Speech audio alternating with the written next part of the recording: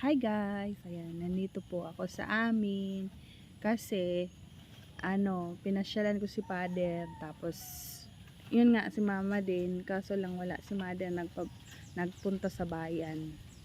Ayan. Nandito ako ngayon sa duyan ni Father. Umalis kasi si Papa eh. Ayan. Tawag doon, hindi ako gumawa ng pa-order ngayon at mga paninda kasi hindi pa ako fully recovered sa braso ko. Maganda dito sa amin ngayon guys. Bali nung nakaraan pala ay fiesta dito, pero hindi naman kami naghanda. Gumawa lang kami ng kakanin, ganon. Kaya may natira pa ngayon at natikman ko, masarap naman.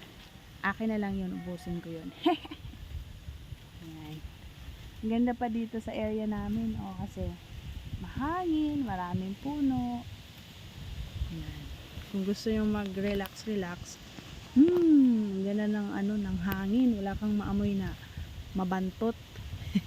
Mabantot, ibig sabihin syempre pag may nag-alaga ng baboy, mabantot minsan. Buti naman wala. Ayan. So, dito ako, abangan ko si Mother bago ako pumunta sa bayan. At may gagawin ako. Hindi ba? Oo. Na, kawit, okay lang yan? Oo. Nakakatakot yung kawit. Yung kawit sanlubi, nakasabit. Ayan.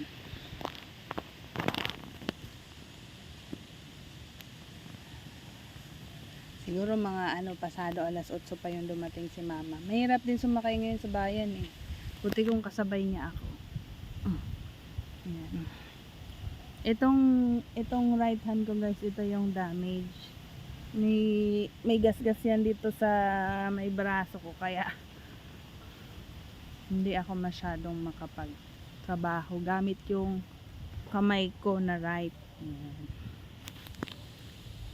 So, yun lang muna yung update. Thank you for watching my YouTube channel. Ayan.